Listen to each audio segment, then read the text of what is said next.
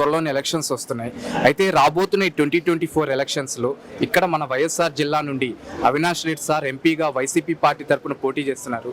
అయితే సార్ యొక్క విజయ అవకాశాలు ఎట్లా ఉన్నాయి, అసలు సార్ మీద మీ అభిప్రాయం చెప్పండి. ఫస్ట్ ఆఫ్ ఆల్ సార్కు విజయ అవకాశాలు కాదు, మెజారిటీ గురించి అడగాలి మీరు. దాదాపు 3 లక్షల నుంచి 5 లక్షల లోపల మెజారిటీ వస్తుంది అవినాష్ రెడ్డి గారికి. అవినాష్ రెడ్డి గారి గురించి చెప్పాలంటే ఆయనంత ప్రజలకు సేవ చేసే నాయకుడు ఎవరూ లేరు.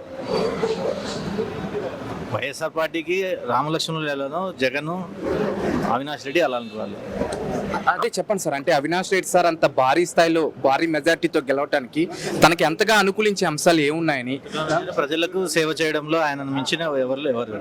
ఉదయం 4:30 నుంచి రాత్రి 8:30, 9 వరకు ఆయన ప్రజల కోసమే సేవ చేస్తాడు సార్. అయితే అవినాష్ రెడ్డి సార్కి ప్రత్యర్థులుగా తెలుగుదేశం పార్టీ నుండి భూపేష్ రెడ్డి సార్, అట్లాగే కాంగ్రెస్ నుండి షర్మిలా మ్యామ్ పోటీ చేస్తున్నారు. వాళ్ళిద్దరి యొక్క విజయ అవకాశాలు ఎట్లా ఉంటున్నాయి? విజయ అవకాశాలు లేవండి. మెజారిటీ వచ్చి 3 లక్షల నుంచి 5 లక్షల లోపల ఉంటుంది మెజారిటీ. కాబట్టి వాళ్ళకి విజయ అవకాశాలు ఎక్కడి నుంచి వస్తాయి?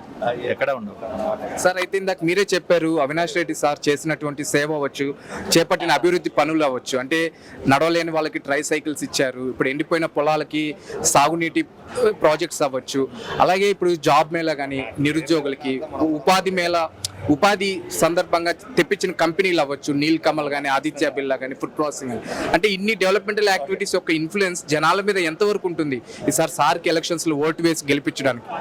100% ఉంటుందండి. ఎందుకంటే సెంచరీ ప్లైవుడ్ సార్ ప్రోద్బలంతోనే తెప్పించినారు. ఆదిత్య బిర్లా పులివెందుల్లో ఆదిత్య బిర్లాను పులివెందుల డెవలప్మెంట్ కార్యక్రమాలు ఇవన్నీ అవినాష్ రెడ్డి గారికి మెజారిటీకి అవకాశాలు ఎక్కువగా ఉన్నాయి.